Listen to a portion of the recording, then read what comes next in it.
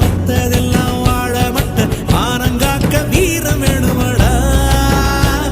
அட சோழ கூழ் கேட்டு வந்தால் சோறு போட்டு விசுறி விடும் வீரம் உள்ளது எங்க வம்சமடா.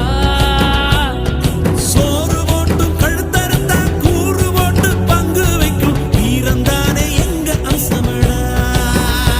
நகவம்பு சண்டைக்கு போறதில்ல, ஒத்த சண்டைய விடுவதில்லை.